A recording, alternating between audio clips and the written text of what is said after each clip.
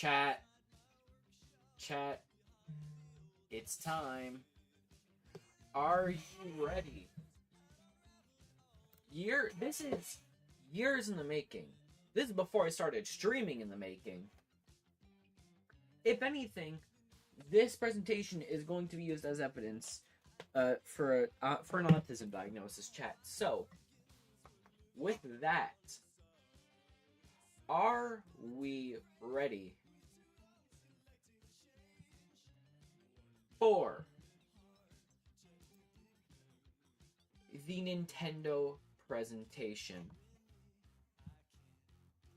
Chat, what the fuck is up?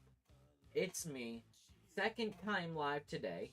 I know earlier we didn't have that much, but trust me, it was all worth it for what's about to happen.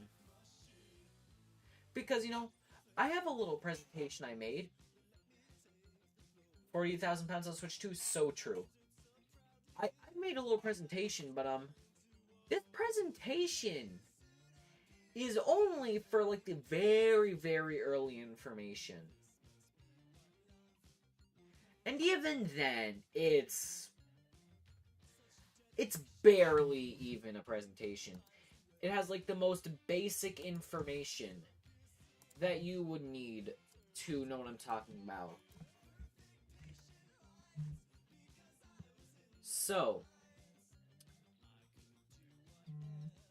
chat, it is time. Now,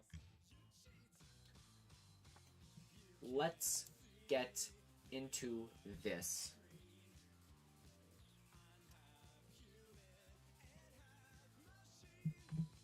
Here we fucking go.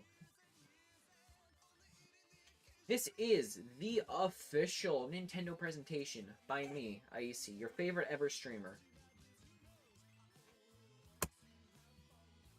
This is also most of the Wikipedia article, because I have that shit down. This slideshow, this is the really early history for Nintendo. I have that shit down to a T. I have that fucking shit memorized. Fully. And, again, probably grounds for an autism diagnosis. Who knows? Because that's not what we're here to figure out or decide. What we're here to do is talk about that motherfucking Japanese game company. Oh, there we go.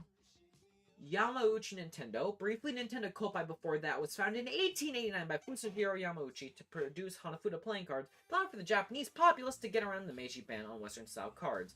The classic Ace, 1 through 10, Joker, Queen, King, Jack.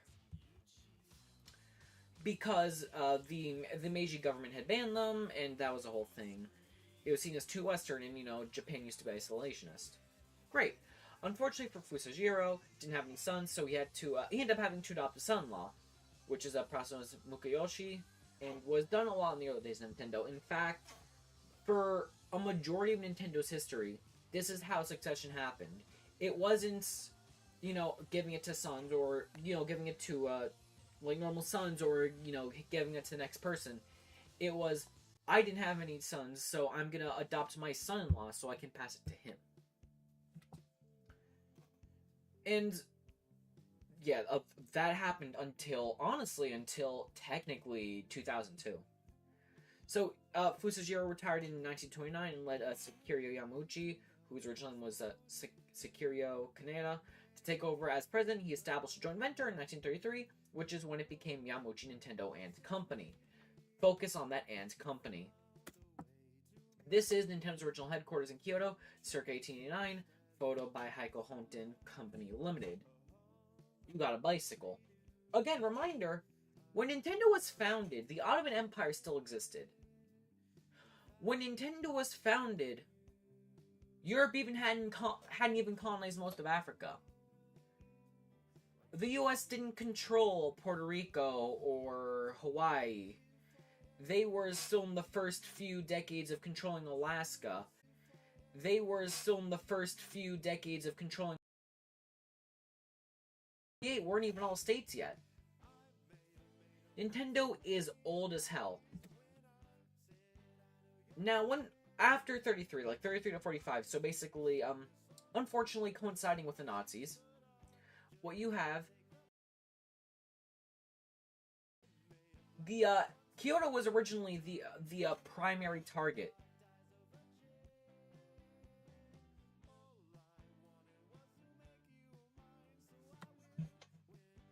Why am I offline? Okay. No idea what happened there.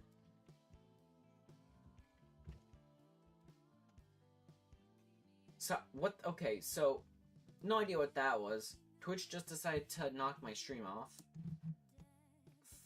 Uh-oh. Wait, okay, no. Right, now I have to check to see if to make sure I'm still actually live on Twitch because of that. Over a drink or three. Okay, we're good. We're still up. Awesome. So, Kyoto was originally the primary target for... Kyoto was originally the primary target for the nuclear bomb. Before Hiroshima, before Nagasaki, the primary target was originally Kyoto. And the only reason it wasn't bombed was because the fucking Secretary of War, Henry L. Stimson, was a fucking weeb. And just liked the city, and so he like used his executive power to remove it from the fucking list. Which is fucking amazing and hilarious. And so, again, he didn't have a son. So, he had to adopt his son-in-law. And as you can see, like, 947 establishes Marufuku Company Limited. Not really important. Important thing here is that Tsukuyo adopts his son-in-law, Shikinojo Yamauchi, who abandoned his family, and because of that, his son had to be next in line.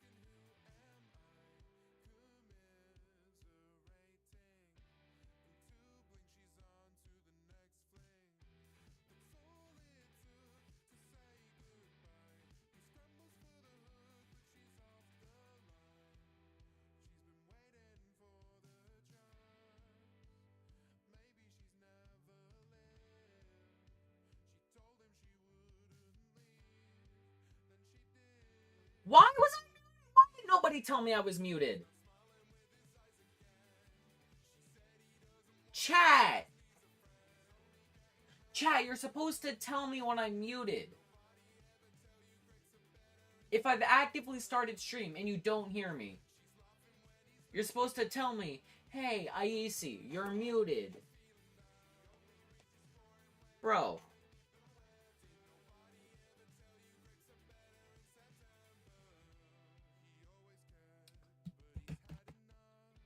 Okay, did you miss anything? Like, did you miss any of stream?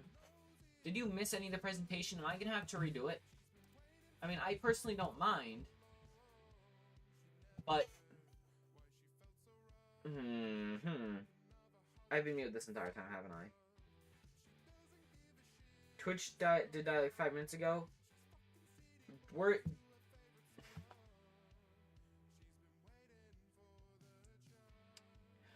Oh, chat, here is the Nintendo presentation. This is what you have been waiting for. Years in the making, even. Before I even started streaming, this has been in the making. Most of this is Wikipedia article at the end of the day, because I have that shit down to memory. Every goddamn little detail of that fucking article memorized. And this is grounds for an autism diagnosis, if I had to be honest, but unimportant. So here's our little start here. In 1889, Fusajiro Yamauchi founds Nintendo Kopai before briefly renaming it to Yamauchi Nintendo. They originally produced Hanfuyu playing cards, which was just for the Japanese public to get around the Meiji government's ban on the American, Western style playing cards, Ace, 1 through 10, Joker, Jack, King, Queen. Didn't have any sons, so he had to adopt a son-in-law through a process called Mukayoshi, and so he adopts Sekiro Yamauchi, his son-in-law, and after Fusajiro retires in 1929, Sekiro takes over as president, and he establishes a joint venture in 1939 and changes the company's name to Yamauchi Nintendo and Company. Now, this is the first time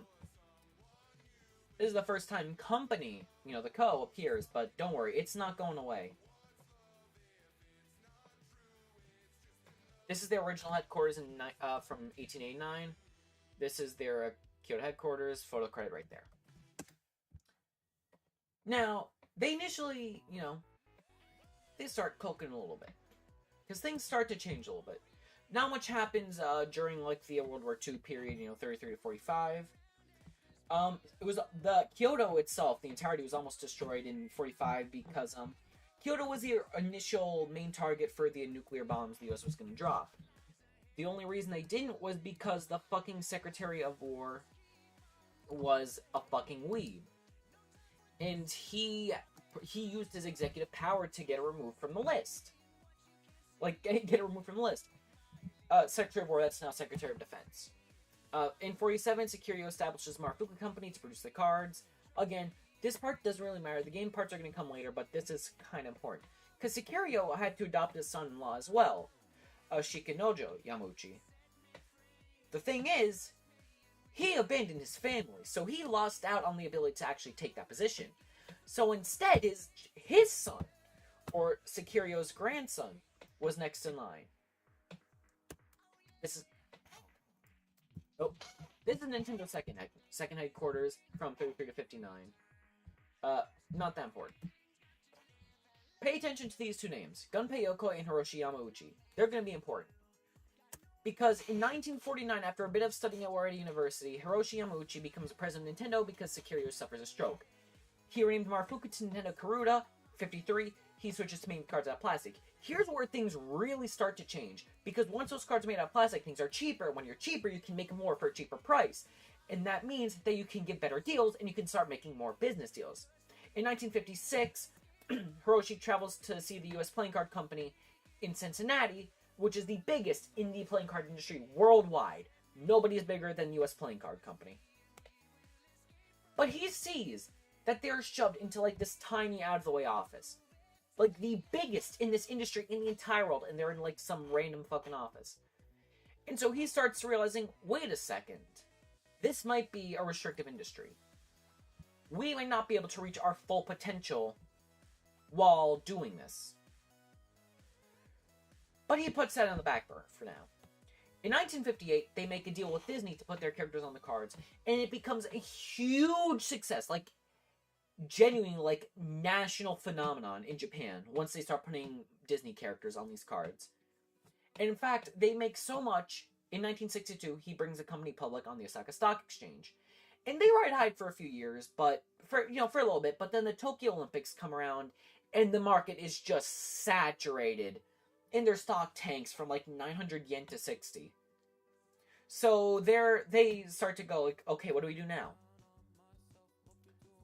And so, this is, Nintendo's famous taxis, instant rice, the fucking love hotels, when they're just trying anything to see what sticks. And then, in 1965, a lowly electrician, working on the Hanafuda production line, maintaining the machines, he's spotted by management, by Hiroshi. And they see him, messing around with this little toy that he created at home. And who's this mystery employee, you ask? Gunpei fucking Yokoi. Gunpei Yokoi, and I will stand by this fucking opinion, is the sole reason that Nintendo still exists to this day. Because this motherfucker is responsible for so much of the early shit that they did. He made the Ultra Hand. This thing, if you guys have ever... Oh, I'm in the way. There you go. You guys can see it. That's the Ultra Hand. The first toy Nintendo made. Like, the first actual toy that Nintendo ever made. Phenomenal. Absolutely insane sales. Over 1 million units. And if you guys have ever played a Growlithe with Ultra Hand, that's what it's from. They loved it. Everybody loved it. And he would... Because of that, he was completely moved. He was moved to product development. And these are other games he made. Ultra Machine, Love Tester, El Conga, which is like a little kind of like fucking beat pad type thing. 10 Billion Barrel, which was renamed when they brought it over here. Unimportant. Gunpei Yokoi is responsible for so much of Nintendo. He is the reason that it still exists. Because not only is he responsible for this, he's responsible for... Let's see, what can I remember off the top of my head? He's responsible for the Game & Watch, the fucking D-pad. That's the most important one. Gunpei Yokoi invented the fucking D-pad. He is Nintendo. He is Mr. Nintendo. He came up with the Game & Watch after seeing a guy fiddling with the watch on a train. He invented the D-pad. He came up with the idea for the Game Boy. Virtual Boy 2. He made the original concepts for Metroid and Kid Icarus. He taught fucking Miyamoto. He worked on Mario Land 1 and 2. He made Rob. Like, without Gunpei Yokoi, you do not have Nintendo. You do not have anything that they're known for. Ever. And he was also responsible for the Bandai Wonder Swan, but that, that's a little separate thing. But just think about this. And also, just for the record, name a Game Boy game, name an NES game. Chances are he is connected or he has like some sort of involvement. Donkey Kong Jr., Mario Bros, the arcade version, Donkey Kong 3, Duck Hunt, Balloon Fight, Metroid, Kid Icarus, Famicom Wars, Mario Land, Alleyway, Dr. Mario, Balloon Kid, like Yoshi, the original Yoshi game, Fire Emblem Gaiden, Yoshi's Cookie, Wario Land, Fire Emblem, Super Metroid, Tetris, 3D Tetris even, Tetris Attack, even Dr. Mario 64, Mario Clash, Telero Boxer, Galactic Pinball, Mario Tennis. This dude has, like, his hands in everything, Nintendo. Gunpei Yokoi is Nintendo. Look at him! This is the man responsible for the company. This is the man that is the reason that the video game market exists today. Yeah, look at this. I wrote this for you. Everyone, right now, everyone in chat, I want you to write, thank you, Gunpei Yokoi. Right now. I'm not going to continue until everyone in chat says, thank you, Gunpei Yokoi. I'm waiting.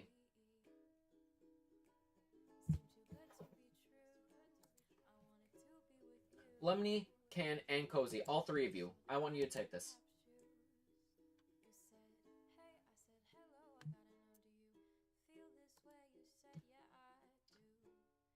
Okay, Ken, I guess just you is gonna suffice. Now, 1971. There is no more slides after this, because this is where my shit comes in. Because you guys know what happens in 1971? You guys know? In 1971,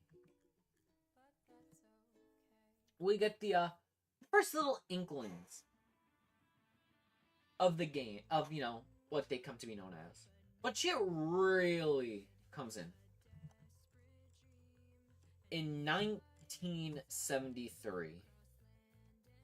Because in 1973, Nintendo releases Laser Clay Shooting System, which is, of course, worked on by who else but Hiroshi Yamauchi and Gunpei fucking Yokoi. This is a skeet shooting game. This is an arcade game.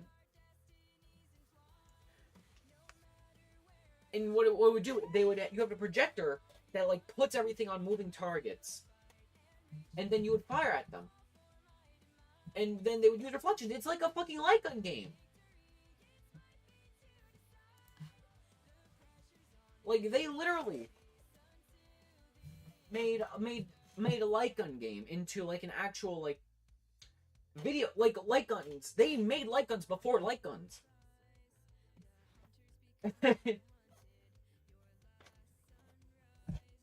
Unfortunately, the 73 oil crisis, like, plunged Japan into debt and fucking, like, almost ruined them. But the next year, Yamauchi makes a smaller, a cheaper version that uses a little film projector and goes into arcades. And guess what?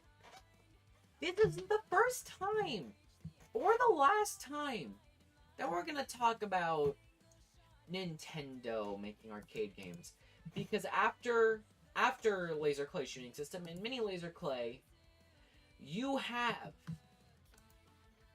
the fucking classic Wild Gunman.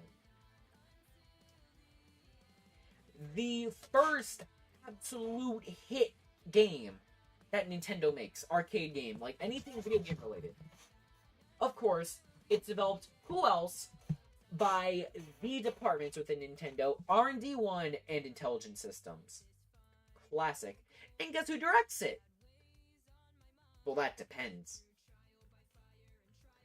Like, sure, R&D 1 Intelligent Systems had their hands in doing it on the NES, but the arcade version is made by nobody else but fucking Gunpei Yokoi. That man. It's literally just a shootout type game where, like, you have to try and shoot them as quick as you can. And guess what's even crazier? You know who brought Wild Gunman over to North America? Who gave Japan a footing in the North American video game market at all? Fucking Sega. Sega is the reason that Nintendo ever had a footing in the US. It was literally one of the most popular arcade games in the US. And it was the 6th highest in Japan. Of course, being beat by Skyhawk, because fucking Skyhawk, of course it is. And then, you have other classics. You have, Fascination, you have Shooting Trainer, Skyhawk, whatever. Skyhawk, absolute fucking classic. But you know what? That little bit is important, because you know what's next? You know what the next part in this little thing is? In 1977, Nintendo starts the Color TV game line. Nintendo's first home consoles. These are dedicated home consoles, so they're much more in line with, Magnavox, who, by the way, they did originally have, they helped in the creation of the Magnavox Odyssey 2. The first ever cartridge-based game system. So Nintendo has been in the they've been pushing along ever since the beginning. Color TV game sells amazingly in Japan. It sells millions of units. It goes until 83. There's 5 models.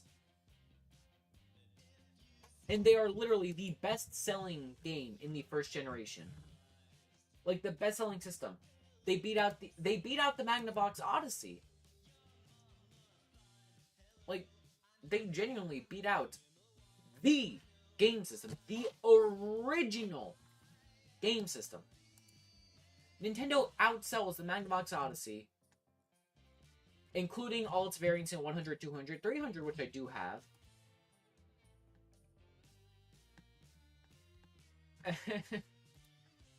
And hell, I'm pretty sure it also outsells the 2.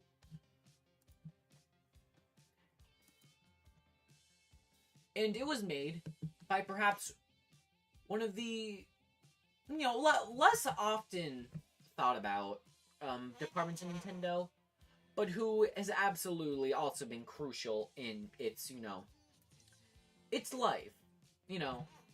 Nintendo R&D 2. Which, you may not have heard of them. They've done a little bit, like, just, making color TV game systems, making the Famicom, Super Famicom, Satellaview, NES, Super Nintendo,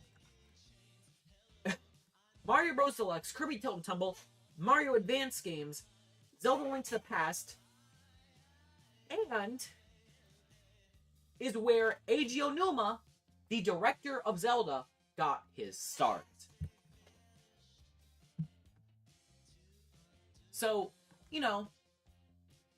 just a small little, little thought about bit. And then there's the Game & Watch, and you can go on a whole thing about that. Scott Dawes has a great video on the Game & Watch line, in just every single one. And it's amazing. You have the classics. You have Ball, you have Vermin, you have Manhole, you have the fucking Mickey Mouse one, which I always find funny. But again, remember, the D-pad that they use was made by Gunpei Yokoi. Game & Watch exists because Gunpei Yokoi saw this guy just kind of messing around with a calculator on the Shinkansen. Like, Gunpei Yokoi saw some guy fiddling with a calculator on a train. And he goes, we can make a game out of that. And they fucking did. They made an amazing line of consoles that sold millions upon millions. Like, I'd say over 20 million total.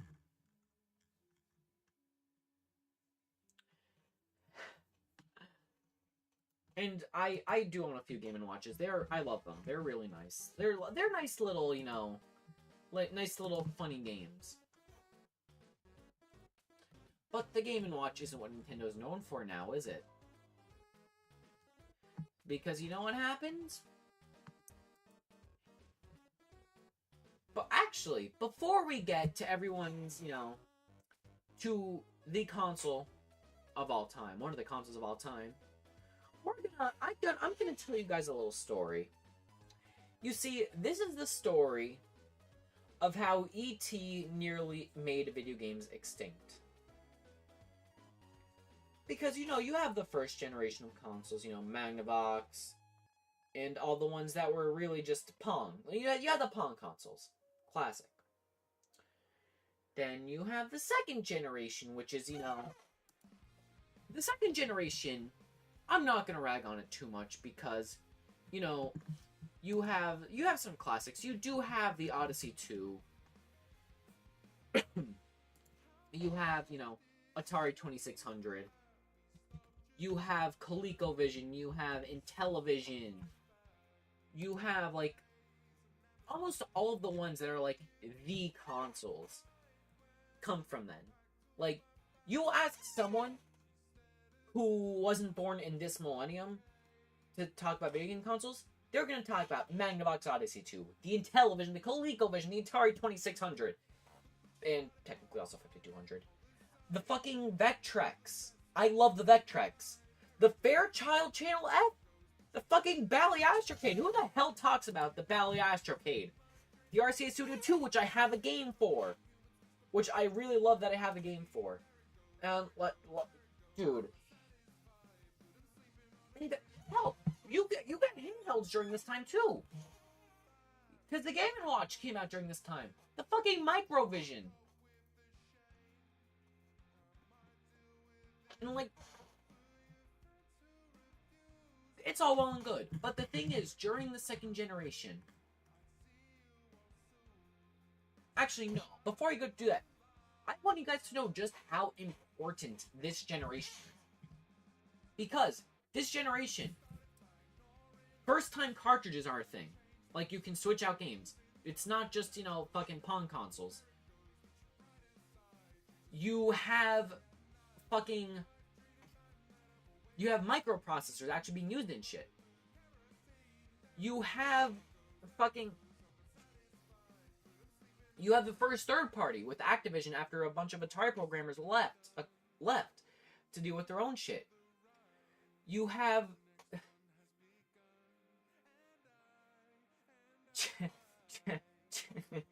chat the Fairchild Channel F. Nobody fucking talks about the Fairchild Channel F, but it is responsible for so much. And of course, you also have the 1292 Advanced Video Game System, but they're also important. But, like, this is where you get, like, this is the first, you have ROMs. You have, chat, I'm tweaking.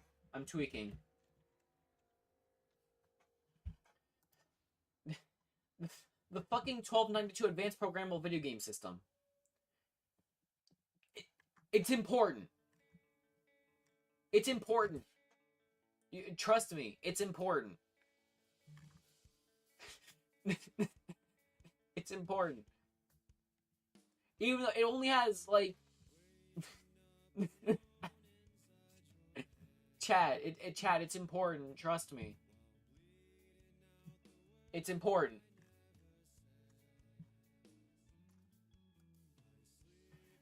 But the Fairchild Channel F. Holy shit. They are the Fairchild Channel F. They made, like, our concept of video game console is because of Fairchild and because of 1290 and because of the fucking 1292 Advanced Programmable Video Game System. Third parties exist because of Atari, because of Activision employees leaving Atari. Fucking, again, the D-pad because of Gunpei Yokoi and Nintendo.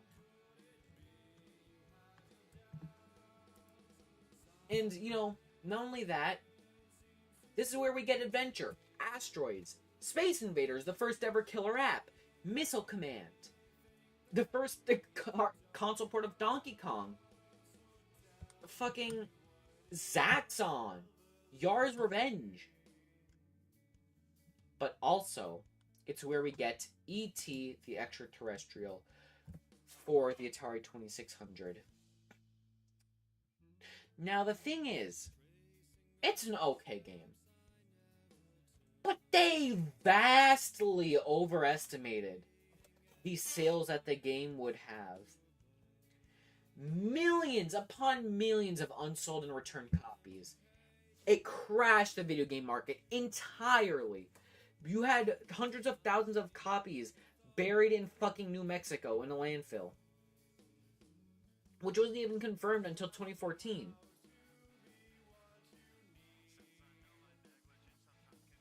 Like,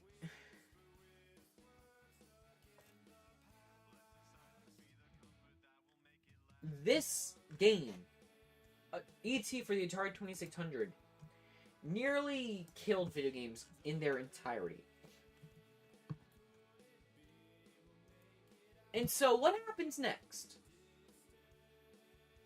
Well, the same year that this crash happens,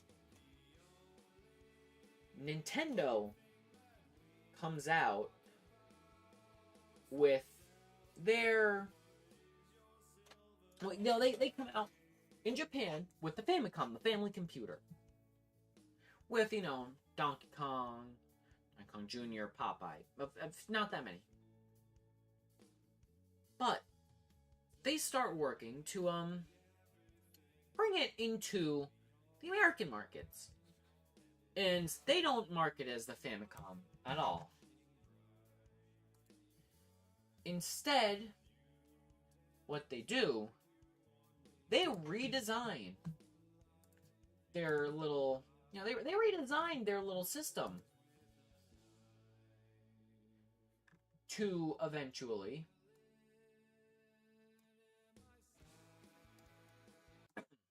throat. They redesigned their little system. It looked more like a VCR.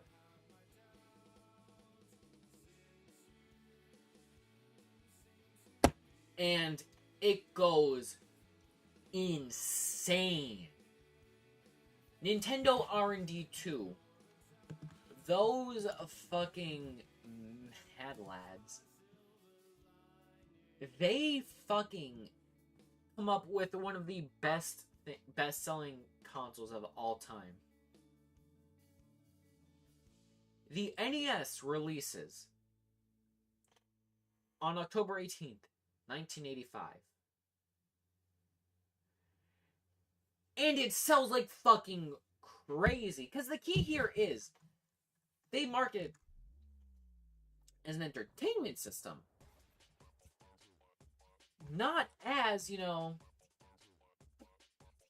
not as, a little home thing. Or like, not as a video game console. It's an entertainment system. And it was preceded by the advanced video system, which had a cassette drive and wireless shit. Not important. The AVS, though, is really funny. And I do want to talk about it at some point. I might not do it here, just so I can keep talking about Nintendo. Like, people doubted them. People doubted Nintendo. Like, oh, the market's dead. It's not going to do well. They're burning money on this. And you know what? Those motherfuckers were wrong. June 1985, Summer CES, Nintendo reveals the NES. And they're marketing this as an entertainment system. They don't want people to think it's a video game console because of the damage that Atari and ET did to the market. They're trying to avoid that at all costs. And so they do. It gets released in a few test markets. You got New York, LA, and then they let it free. And you got the fucking launch games. Some of the games of all time. Some amazing ones of all time. Some of the most horrific ones of all time. 10-Yard Fight, Baseball, Clue Land. Who the fuck doesn't love Clue Land?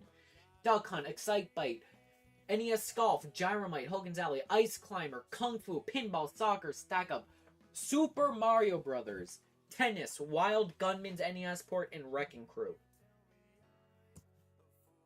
And you know what? Nintendo had their fucking... Ooh, my throat, Jesus.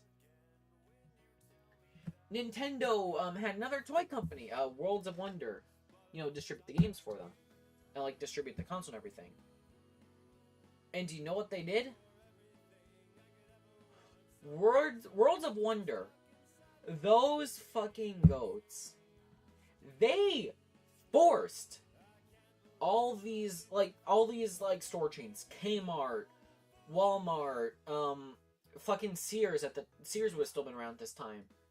They go to everyone, like Toys R Us, and they say, hey, you want to keep carrying the shit that we sell? Then you're gonna have to start carrying the NES. They forced these stores to put the NES on the shelf.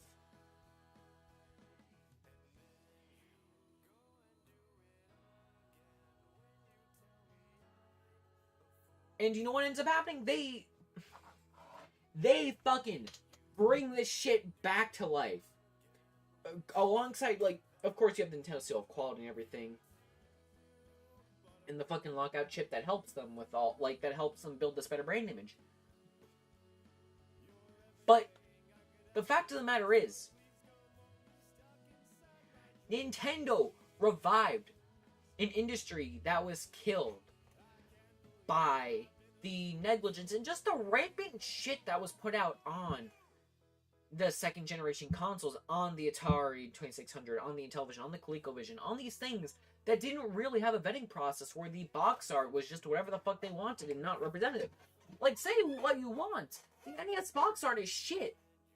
And a lot of the time, when they do just use game screenshots, especially on the black box titles, but they're representative of what you're getting.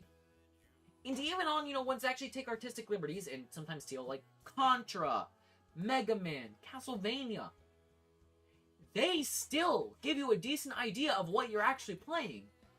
It's not like the second generation games where the art could be completely unrelated to the game.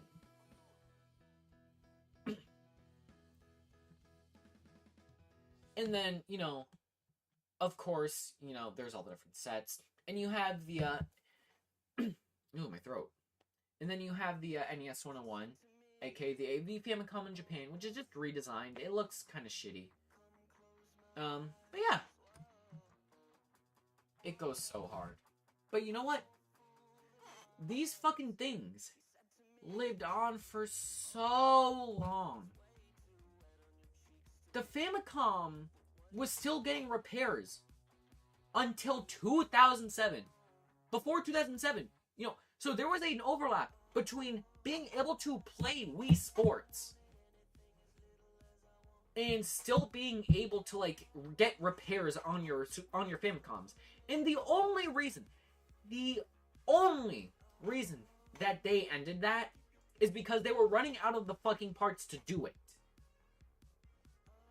I think that audible controller shit, by the way. That's just my own personal opinion. Of course, there's others. You have the Tilter, you have the Sharp C1, you have the fucking... you have the fucking Twin Famicom, which I really want to get at some point. And if we're being technical here, technically Nintendo Versus and Play Choice 10s are NESs, technically. And then of course you have the entire genre of Famiclones. Like the entire concept of fucking clones that can play those types of games is because of, this. Is because of the NES. But you know what comes during this too? The fucking Famicom disk system. Because the twin in the the Sharp Twin Famicom isn't just, some random marketing bullshit. The Famicom could play floppy disks. Well, through the Famicom disk system, you could play floppy disks. Now, this is where you get some of the fucking most amazing games. This is where you get Mysterious Murasame Castle, chat. Fucking Zelda 2 originally came out on the Famicom Disk System. You get fucking 3D games on the Famicom Disk System. You get fucking...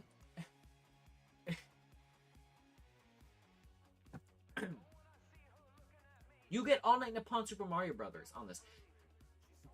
I could talk so much about more of this shit, but I'll hold off for now. And this isn't going to be the first or the last time that Japan gets their own little add-ons to these systems. But again, Mysterious Murakami Castle. A lot of the Versus games originally came out on here. Like Versus Excite Bike. Versus Clue Clue Land, which most people don't really care about. Which, granted, is okay, understandable. But there's so much. And then Nintendo gets cooking, you know. Around this time, you have the Atari Lynx and the Sega Game Gear. Because, you know, at the same time, Atari's still chugging along. You know, got the 7800. Sega, you know, you had the SG-1000, the SC-3000, you know, the Mark III, all that. And then you had the Master System, which, Master System competes with the NES, which, you know, it does alright. You got a lot of, there's some decent games like Afterburner, and you have Alex Kidd, which was Sega's mascot before you had Sonic. But that's not all they were doing. Because before that, you have the Game Gear. And on the Game Gear, you also get, like, you get some decent games. I mean, honestly, the Game Gear ports of early Sonic games, I love. Not that one fucking isometric game, though. I don't remember its name, but I fucking hate that so much. Drift is alright. Anyways. Nintendo decides, hey, we should compete with these, you know. Atari with the Lynx, and Sega with the Game Gear. They've kind of, you know, they're getting a little bit too comfortable in this.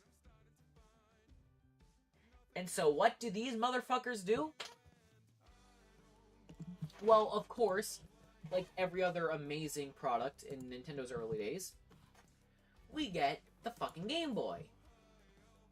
Which was, of course, Gunpei Yokoi, another one of his love childs.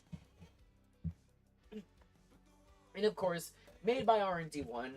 If something is Nintendo related and like considered one of the best things of all time at the same time, it's almost always going to be something that was made by R&D1 or R&D2. Like, just to get a sense of this rivalry.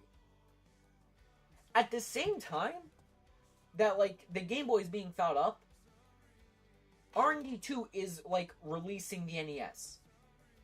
So this is, like, these motherfuckers are, like, genuine, like, this is a cock measuring contest at the end of the day. So, you know, 1987, Yokoi tells R&D1, hey, we need to make a successor to the Game & Watch, and this needs to be cheap. Like, this can't be a full-priced, like, home console thing, but, you know, we can put some effort into it. And so, if any of you guys know the Game Boy's model number, it's DMG.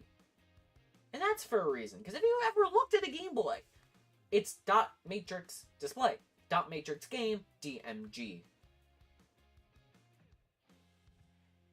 And so, they start going. They start cooking. Originally, they actually got fucked over by R&D2 at one point during this, because at the same time they're doing this, R&D2 is making the Super Nintendo. So R&D1 has to change their fucking, like, their, like, part manufacturer during their development, in the middle of it. But that ends up working well. Because they switched to Sharp. And what does Sharp have? Communication. And so what happens? That means, that's why we have the link cable. And that's fundamentally why we have Pokemon. Because R&D 2 fucks them over with the CPUs. And of course we keep the D-pad, which everyone knows. Everyone knows the Game Boy, come on. So, of course, classic. And they also... Hell, the Game Boy almost didn't happen. Because fucking everyone refused to give them displays. They went to a bunch of people. Like, they want to use Sharp's displays, but they had ghosting problems, which is, if you've ever played a console that's, like, a DS, for example, like, it's been in something really cold, and then you go to, like, play it, and there's, like, kind of, like, the display kind of streaks, that's ghosting. And they wanted to use Sharp, but the Sharp screens had ghosting problems. And so they go to a bunch of other companies, including Epson, Matsushita, who is responsible for a bunch of other stuff. It's Panasonic. It's just Panasonic. But most of them already just kind of say no. And then one company says yes. Called Citizen. They say yes. They get a pretty decent deal, all things considered. And they end up getting price matched with fucking Sharp.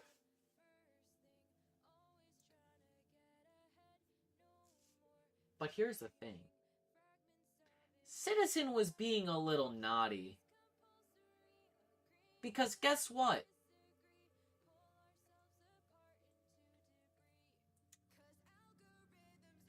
Citizen... There's a slight little thing. So you know the Game Gear? Little classic little thing. I may have lied when I said the Game Gear came out earlier than the Game Boy. Because the thing is, towards the end of 1987, when Nintendo was trying to go between Citizen and Sharp for their displays, Yamauchi ended up canceling the Citizen deal and gave the contract to Sharp. Sharp ended up winning. R&D 1 then went on to say, hey, Citizen, don't worry, we got another thing with color screens coming next year, just you wait. And they make fake shit to try and prove this to them. And peculiarly, the Sega Game Gear, its design looks very, very similar to those fake Nintendo designs. And then, of course, there were delays because Sharp, of course, wasn't actually prepared. Because Sharp sometimes does that. Like, Sharp stuff can be alright, but they fuck a lot of stuff up sometimes. And January 1989, it gets announced. The Game Boy. It launches in April, sells out within the first 2 weeks. Sales reach 720,000 within months. 2 million games sold out of the 4 launch titles. Which, by the way, chat, do you guys know what games launched with the fucking Game Boy?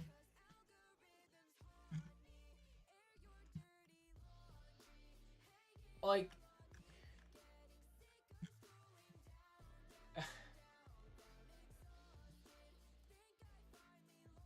Guess what 4 games were like, these are the perfect things that our console needs. You got 4. You have Alleyway, which, granted, classic. It's a fucking Breakout clone. Baseball, a port of the fucking NES game. Super Mario Land, which, if you guys have seen my Twitter thread, I fucking love the Mario Land games. There is just something so amazing about them. And Super Mario Bros. Deluxe. Like, I love those so much. And then Yakuman, which is meh. And then, well, Yakuman was Japan only, but I'm talking, you know, kind of chronologically. Because over here we got Tetris and Tennis. And fucking, I don't think I need to tell you guys how big fucking Game Boy Tetris was.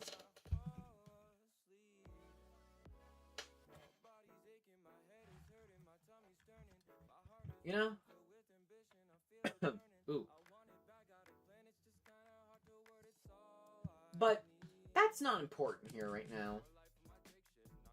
Do you guys know what is important here?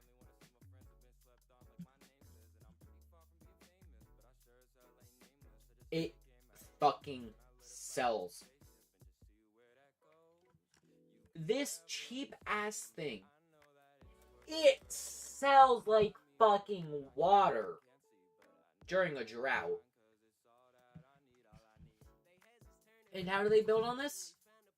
Well, you get more. You get more models. You got... you got... Oh my god. Stuttering. 95, you get Play It Loud with the fucking... With... Ooh, with the different colored models. Absolute classic. And of course you get the clear one. And now I want you guys to remember that clear one. The clear Game Boy is going to be very important. Because next you have Game Boy Pocket, 1996. It's tiny, it's slim. You get a lot less game time on it. You know, it works fine. Japan in 1998, you get the Game Boy Light, which, go figure, has a backlight, which is something that we don't get in any other Game Boy console until Advance SP. But these are all important because when you're building off of this, there's only one place to go. Like the Game Boy was in green and the Pocket and Light were in gray. But where do you go after monochrome, chat? When you're trying to build off of using black and white, what's the next step?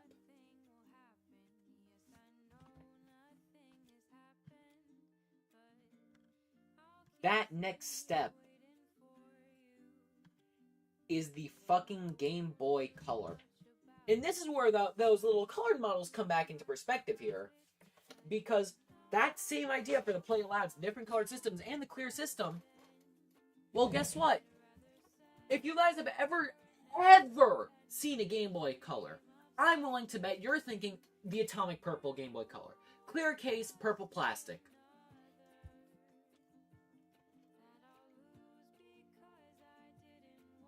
Amazing system. And they finally get their own custom things too, which is where we're going to start seeing this more and more. They get their own custom like materials inside for it. You get the color. Oh my god. The color comes in 98, which is actually the same time that the Light released in Japan, which, interesting choice on their end, I will admit, but, you know, who can particularly blame them?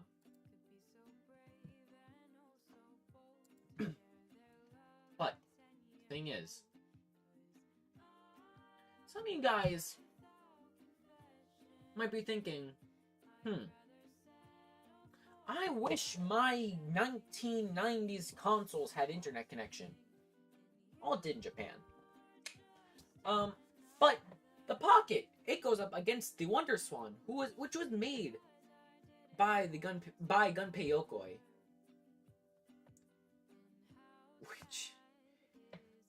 Which there was a whole thing there. You guys have I encourage you guys to watch the Scott Dwazzo on Game Boy Advance for some of this, by the way.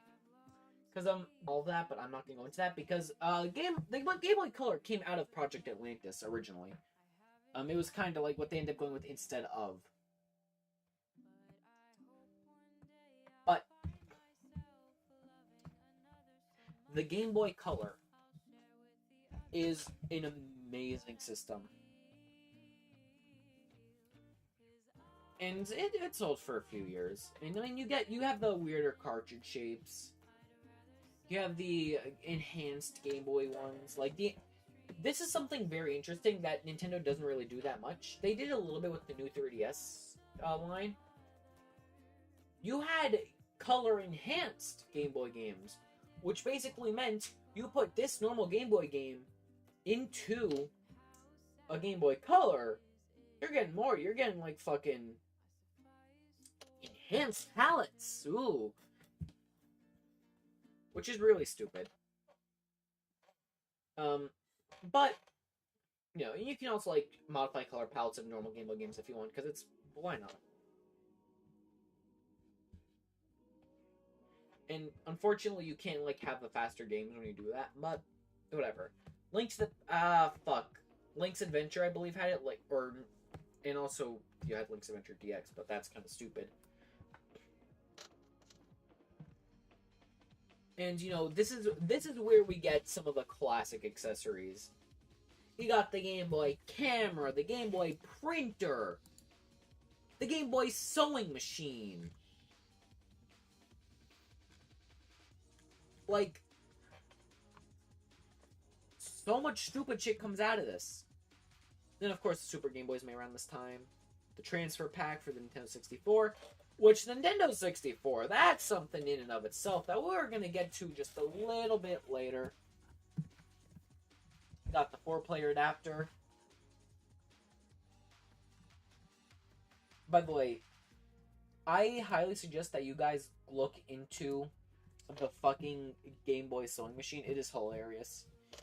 Oh, you also have like a mobile adapter, stuff like that. That's not particularly important. You know,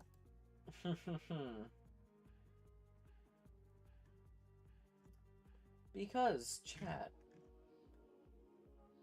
you know what's next? Chat, you guys know what comes next after the good old Game Boy? The Super Nintendo Entertainment System. And I could keep yapping on and on. But you guys already know 9% of the stuff I'm gonna say. You know, Hal starts having a little bit more of a part in this. So does Creatures, which is, you know, one of the main companies behind Pokemon, alongside Game Freak and Nintendo, of course. Like, they do technically own it.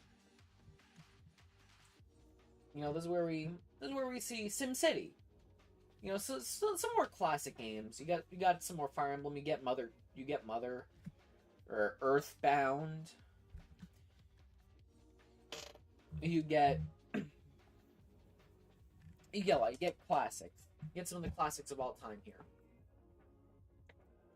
But you also get this a silly little thing called the Satellaview. Now, something I skipped over when I was talking about the Famicom and the NES. Famicom has online capabilities, technically. NES, very specific places, mostly in Japan, but also a few, I mean, like, a very select number of places in the US did have online things that could work with the NES. I know Minnesota had a lottery thing go through it. NES technically has online capabilities. But the Super Famicom takes this shit to a whole new level with the Satellaview.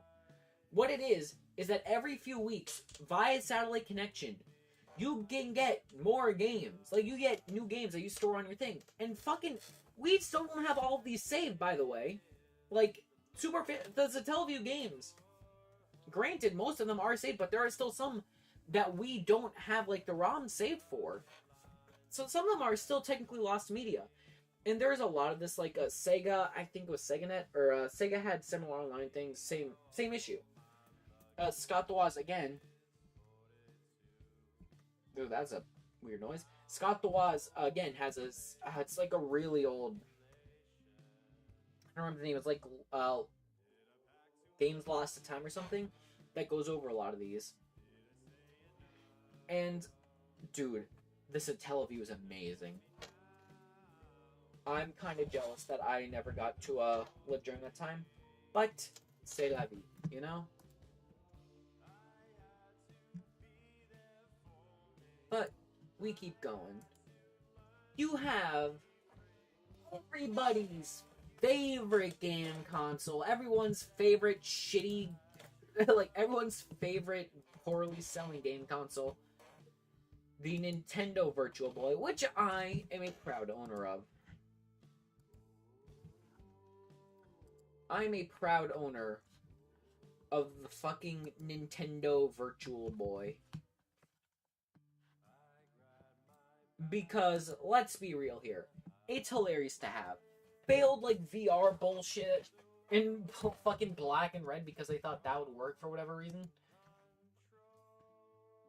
And, okay, I don't fully blame them. But, kinda ass, chat. It was a little bit shit. But, I digress. It also, it was planned to have online capabilities. I don't think it ever did actually get them, but the port for that's still there. Like, it sold a few hundred, like 770,000 in the US. Never even went to Europe. It sold even worse in Japan. But it's like one of the failures, you know? It's like one of the failures that people think of when people think failure. And next, because the Virtual Boy wasn't just out of nowhere. It is part of why Gunpei Yokoi left.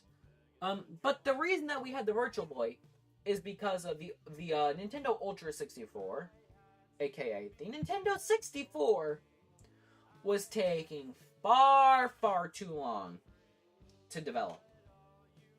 And so, they need something to fill the gap. But then the Nintendo 64 does come out. And you get fucking Mario 64. One of the greatest games of all time. Absolutely, like, fucking essential. It is a pivotal title in the 3D game genre. You don't have pretty much any modern 3D games without the groundwork that Mario 64 lays. And of course, on the 64, you also get other classics. You get Yoshi's Story, you get Star Fox, you get Mario Kart, you get Cruising. I mean, technically,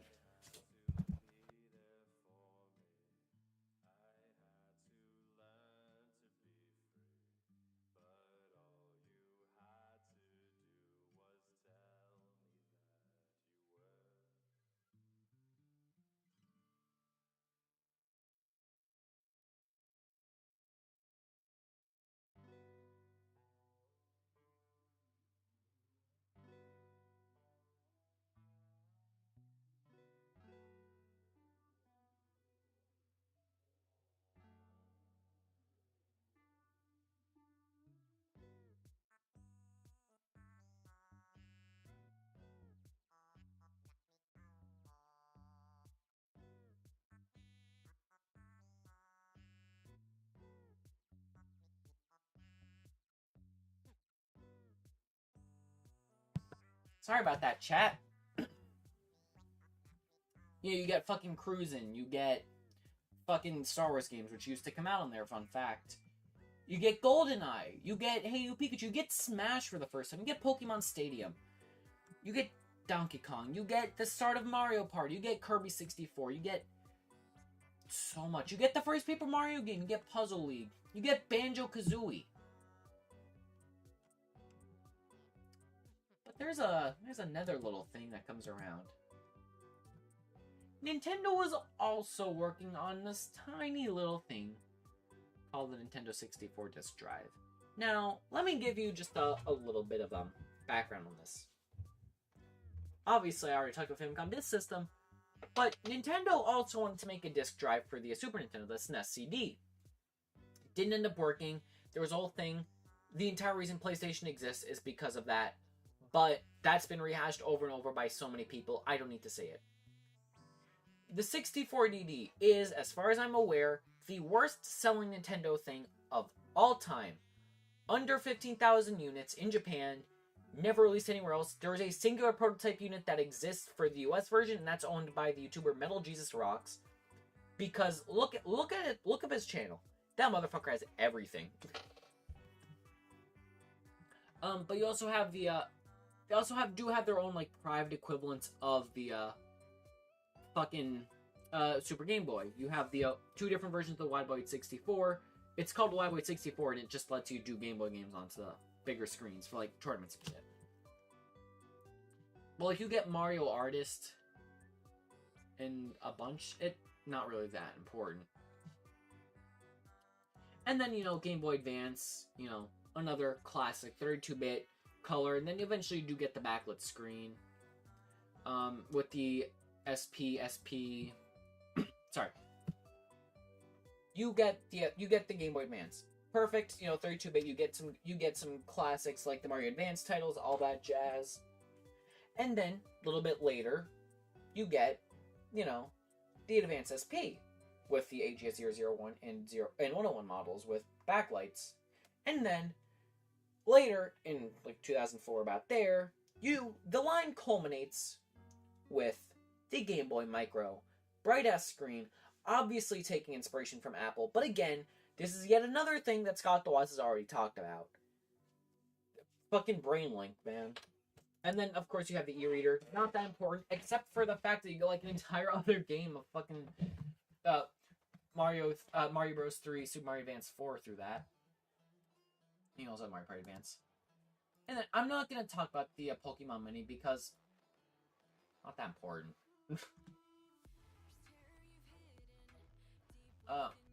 Besides the point. Then, of course, you have the GameCube. You get the Game Boy Player. And at this point, Nintendo's been kind of struggling. NES sold amazingly. SNES, 40 million, pretty good. Handhelds are still performing amazingly. But the GameCube kind of shows something. Because the Nintendo 64 was fucking reamed by the PS1. Not by the Sega Saturn, because be real here.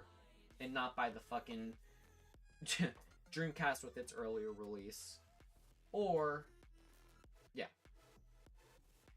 GameCube. Again. Nintendo, they just can't bring themselves up. Like, sure, the GameCube. You get Luigi's Mansion. You get Pikmin. Melee. Animal Crossing. Belgian Giant. Mario Sunshine.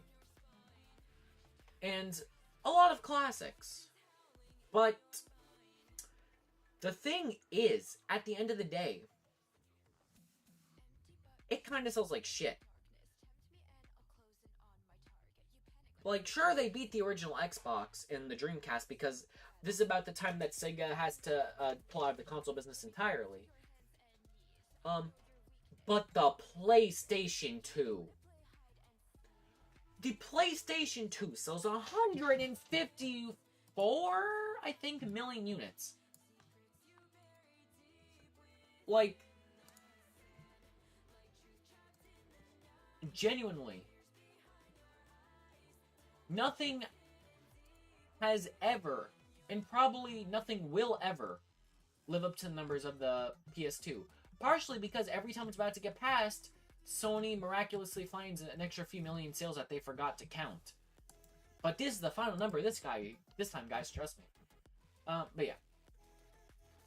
There's so much. If you guys ever know the app Pokemon channel, it technically comes from the GameCube. You got Zelda Collector's Edition, which is a pain in the ass to find. Same thing with Double Dash. Donkey Konga, Custom Robo, Four Swords, Thousand Year Door. Like, you can see, this is where they really try experimenting. You even get the fucking DDR Mario mix around this time. Chibi Robo, all classics. Battalion Wars, Odama. Fucking love Odama. But it does okay. And, you know, there's the component cable thing, which is a whole separate deal. But there's something. Nintendo isn't going to be stuck like this forever. Because there's one other console that's very similar in specs to the GameCube. that can play GameCube games, bar Game Boy playership. And that is the Nintendo Wii. I don't think I need to do that much to tell you guys about the Wii. It's the fucking Wii. There is so much. I have one of the rarest Wii's in existence next to me. The Comedy Central Wii from the 2006 Thanksgiving giveaway. I don't know, 47 or 48 in existence. I own over $1,000 worth of Wii's, fun fact. The Wii is one of the greatest consoles ever made. This is where, I mean, come on. Wii Sports, Wii Play, fucking, there's so much. Endless Ocean, Mario fucking Galaxy, Mario and Sonic at the Olympic Games comes out here. Fucking Wii Fit, Mario Kart Wii. I really love Mario Super Sluggers. Like, I fucking adore that game so much. You get the new Play Control series, bringing GameCube games with like fucking Pikmin and Metroid and Donkey Kong Jungle Beat. You get fucking Punch-Out comes back on the Wii. You get Metroid Prime Trilogy. You get Sin and Punishment, Poke Park, New Super Mario Bros. Wii. Because this is only the second one. We're gonna get to the DS in a second, don't you worry. Fucking Other M. We got Metroid Other M. Fucking Scott Waz's favorite game, Flank Smash. You get, like, I can just look. I have like fucking 15% of the Wii library in my own possession. You get like the fucking Nicktoons games, which are really good in my opinion. You get Rhythm Heaven. You get fucking Mystery Case Files. Ow, I kicked something. You get like the fucking like the pretty decent SpongeBob games. I love Atlantis SquarePantis. I love SpongeBob Atlantis SquarePantis an unreasonable amount. And mind you, most of these games that I mentioned, these are just Nintendo published games. I'm not even going into all the amazing third-party games. Klonoa. Fucking Klonoa. Look me in the eyes and say that you don't like Klonoa. Like, genuinely, probably one of the best consoles that was ever produced. And you know what? You guys know when the last Wii game came out? 2020. And it was Just Dance. And the only reason they stopped is because they couldn't find any more working machines that actually made Wii games. The Wii outlasted the Wii U. The Wii U's last game was 2019, which was also Just Dance. But the Wii outlasted the console that came after it. The Wii existed into the fucking Switch's lifespan. If I wanted to, I could have gone and I could have went fucking paused Mario Odyssey and gone and played the new Just Dance. And then, of course, you have fucking WiiWare. WiiWare, DSiWare, 3DSware. Holy shit, man. And like this is also when like fucking the Nintendo Rewards shit. I don't remember its name for some reason. Like not My Nintendo. What came before My Nintendo? That's when this shit popped the fuck off, chat. Like probably like hell. If you guys have ever played World of Goo, this is where it got its start. It's Club Nintendo, that's what it was. Sorry, I went to look it up. It's fucking Club Nintendo. And Floyd, and there's just so much. Let's jump back a bit. Let's go to the Nintendo DS. Releases in 2004. Honestly looks kind of like shit. I have a DS Lite next to me right now. I also own a 3DS XL original model and a 2DS. But those are the next little step in this line. You know, again, Mario 64 DS, alright game. PictoChat. PictoChat is so fun. You get... the one thing I do have to say, original model, shitty shape, but at least the Game Boy games fit in. DS Lite, more normal shape, DS games stick out. DSi, amazing shape, got rid of the Game Boy support, but at least it has some exclusive games, like 5 of them to be exact, and you can look them up. Because I don't own many of them, unfortunately. We know Nintendogs, Super Princess Peach, Big Brain Academy, fucking Brain Age, Mario Kart DS, which is my favorite fucking Mario Kart. I love Mario Kart DS with a passion. You get Wild World, you get more Mario and Luigi games. Pokemon Ranger, you know, if you guys have ever watched a J animation video on it, you get a web browser. This is the first time that Nintendo consoles get, like, actual, full, genuine web browsers. What the fuck was that noise?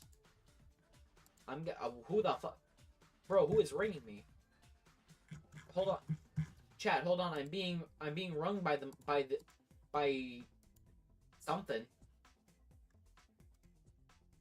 I don't know what that noise is called. What the fuck? Who is ringing me? Like, wait, chat, let me unmute so you can hear this. Who the hell is calling me? Where is that coming from?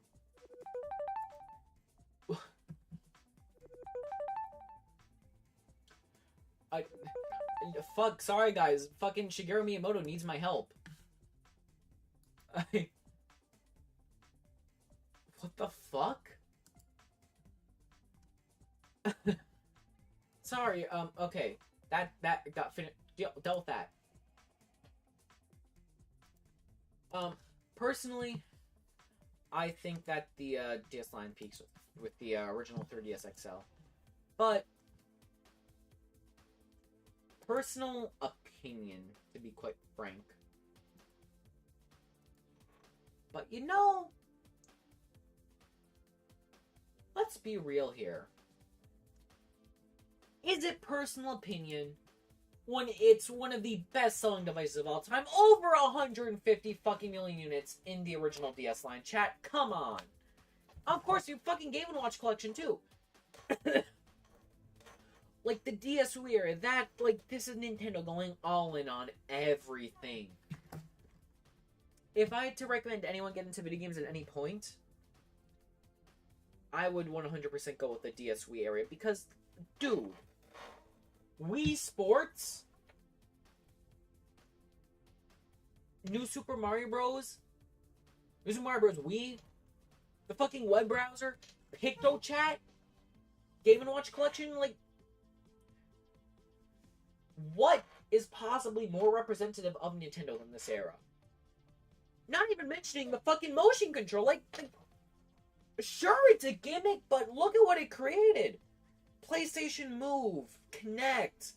Well, Kinect's debatable on whether Nintendo had any part in kind of influencing that. But this era is like Nintendo at its most Nintendo. And I love it for that. And I love the Wii so much. If I didn't, I wouldn't spend over $1,000 buying multiple Wiis. Chat, after this is done, go download Desmume, DESMUME, the emulator, or probably just RetroArch, or OpenEMU, depending on which device you're on. Go to Vim's Lair or RetroStick, RetroStic, and download some DS-ROMs. Or, alternatively, actually no. Go to Mario Cube. Go to the Mario Cube repository, and go get the ROMs from there, and go play DS and Wii games. Because they have everything that's ever been made for the DS, DSi, 3DS, Wii. They have it all. They have dubiously legally acquired things. And it's just, they have so much. And they have just as much of a love for this as I do. Larson, my goat, the like pioneer fucking Wii hacking. Absolute classic. And then, you know, we go a little bit more. So now we have the 3DS. And what do you get with the 3DS? You get the fucking 3D remakes. You get Star Fox 64 3D, Ocarina of Time 3D, Steel Diver, Pilot Wings Resort, Street Pass. I fucking love Street Pass. AR games, Face Raiders, Rumble Blast, 3D Land, Mario Kart 7, Fire Emblem, Mario Tennis, debatable quality. You get a new fucking Kid Icarus game. Miyamoto, fucking hell, not Miyamoto. Sakurai. Jesus Christ, that was a hell of a mix-up. You get Sticker Star, which I love. People hate it, but I love it. You get Pokemon X and Y. You get Link Between Worlds. You get NES Remix. You get so much. And I'll say it. Hot take right here, right now. I don't think that I don't think Federation Force was that bad. Crucify me. I don't think it was that bad. I think it's an alright game for what it intended to be. Out of place? Sure. But I think it was okay. And then you also obviously have the eShop, and you get the 3D Classics line. You get Swap Note. I miss you, Swap Note, so much. I miss Swap Note. Chat, I miss Swap Note so much. And you get Pokemon Bank too, which, by the way, because of Pokemon Bank and Pokemon Home, you can, very annoyingly, depending on how you did it, get Pokemon from Game Boy to Game Boy Color to Game Boy Advance to DS to 3DS to Switch. You can get Pokemon that, say, for example, you were a kid in the 90s and you had Pokemon Blue. Using a very particular method, you can get those Pokemon all the way from Blue to Sword and Shield to Scarlet Violet to Hey You Pikachu. Just think about that. And then, of course, you have Box Boy, which is, the part of the reason that fucking 3DS hacking works so well. Around the same time, of course, you get one of Nintendo's more avoidable blunders. You get the Wii U. Because let's be real here. If you had no knowledge of Nintendo or anything gaming-wise outside of the Wii, and you see the name Wii U, what are you going to think that the Wii U is? Are you going to think that it's an add-on for the Wii? In the same line as, or an add-on or a game for the Wii is the same way as the balance board, remote. Of course, you're not going to think that it's its own fucking console. You're going to think it's a game, or you're going to think that it's a fucking add-on, or like an accessory. Which is already shit in itself. But also, they just didn't care. There's such low effort. Because this is... Listen. I love New Super Mario Bros. 2. One of my favorite games of all time. But it released so close to fucking New Super Mario Bros. U. And that game is just so cookie cutter. Like, I think that 2 has more personality. But Jesus Christ, U is just so cookie cutter and so low effort. And they could have done so much more to differentiate it, or they could have made a new one. They could have just made something that wasn't New Super Mario Brothers. It had worn out this whole thing at this point. Like, at least we get Wind Waker HD. Like, granted, with everything shit about the Wii U, we get Nintendo Land. We get Pikmin 3. We get Wonderful 101. We get Wind Waker HD. We get fucking, we get some good things. We get Mario. We get 3D World. We get Bayonetta. We get fucking Bayonetta because of this. We get Xenoblade. We get Splatoon. Mario Maker. And just, as much as I want to I would sit here and complain about the Wii U, which I do own, by the way. I do own the Wii U. But as much as I could even sit here and complain about it, I really can't, because realistically, without it, we don't have Bayonetta. We don't get Splatoon.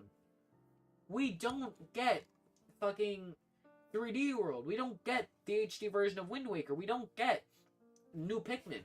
We don't get fucking Donkey Kong Country Tropical Freeze for the 20th time, for the first out of like 20 times. We don't get Mario Maker, which is like another game that I love so much. And most importantly, without the Wii U, we don't get Breath of the Wild. Which really set the precedent for things moving forwards. Because the Switch, obviously, it launches with Breath of the Wild. Mario Kart 8 Deluxe, which builds off of Mario Kart 8. Splatoon 2. Mario & Rabbids. Mario Odyssey, which is an amazing game. And I recommend at some point that you guys go and watch Alpharad's old videos on Mario Maker 2 and on Mario Odyssey. And just like Nathaniel Bandy and Scott DeWaz's videos back then, just watch them. They're like so reminiscent of that era. I love them. Snipper clips, classic. We get Ultimate from the Switch, you know. I don't have to talk about I don't have to explain the Switch to you guys, you know. You guys know the Switch. Everybody knows the Switch. Everybody loves the Switch. And the fact that they brought back Famicom Detective Club on it, I'm really happy about that. And we also got Dread, of course. But you know, I'm gonna give you guys a little thing. This isn't all that Nintendo's made, you see. Nintendo also made this little quaint thing called the Cassette Boy. But that's a story for another time. You know, if I wanted, I could probably just go on for hours on end talking about Nintendo, and I do. Like, one day I'll probably just do a big-ass video about it. Because I love that company so much. Yes, they do stupid things sometimes. Yes, Nintendo can, you know, do some anti-consumer things. But, at the end of the day, they have personality. They usually want to make. We get, like, think about this. Sony, Microsoft, they would never have given us, you know, fucking Labo, or we would have never gotten a Labo or anything of that type from them. We wouldn't, like, even though the Wii U is stupid, at least they tried. You know, the fucking gamepad, you don't get that with any of the others. Like, you don't get the fucking DS and, like, the fucking Mini and Pocket. You don't get, like, so much of the stuff that has a lot more personality than normal. Like, you don't get the Wii without Nintendo. I'll be so real. I don't think that Sony or Xbox could have come up with that. I think they would have ignored it. And of course, you know, without Nintendo, without Gunpei Yokoi, we wouldn't have, like, video game market. We would not have the modern video game market without Nintendo and without Gunpei Yokoi and Hiroshi Yamauchi, who, by the way, retired in 2002. Never got to work that part in. As much as Nintendo does shit that can be seen as anti-consumer, and granted, a lot of it sometimes is, the way that they'll take down fan games for no reason,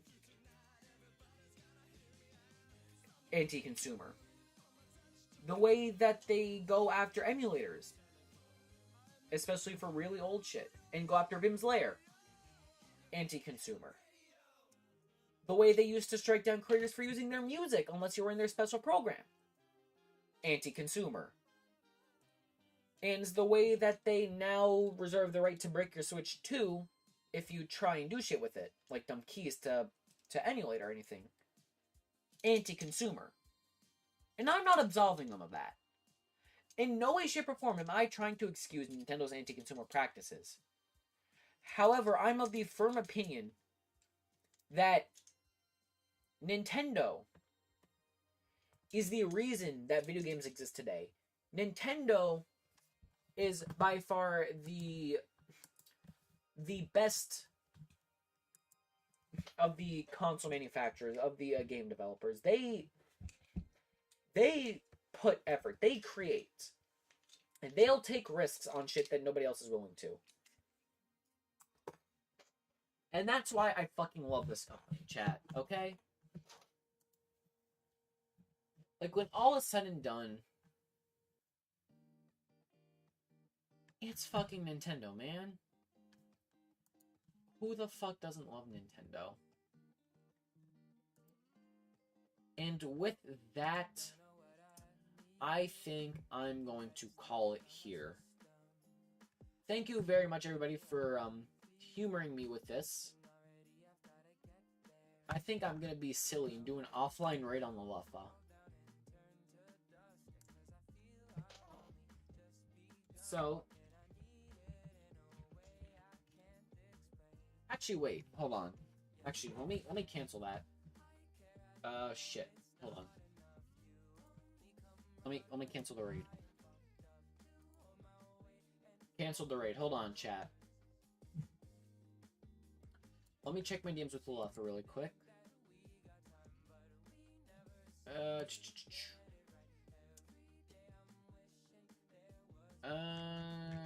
Where did he ask the thing?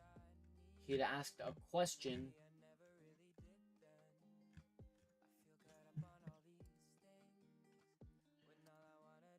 He had asked a question. I need to find where it was asked.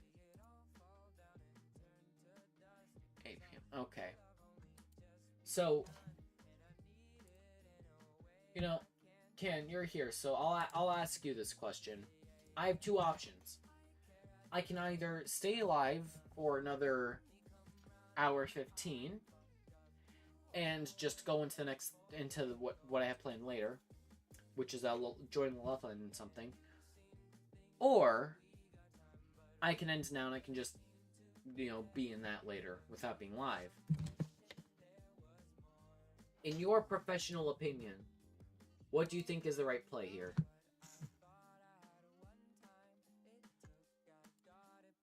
Ooh.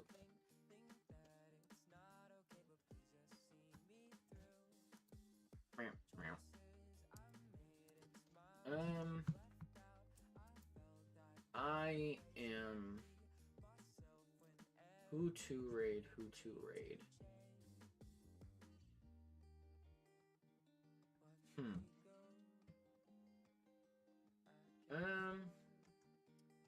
What? Oh, raid dark.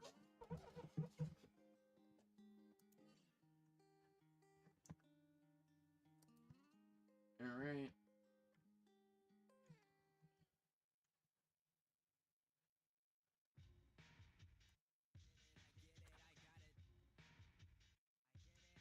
Oh, that didn't work right. Copy.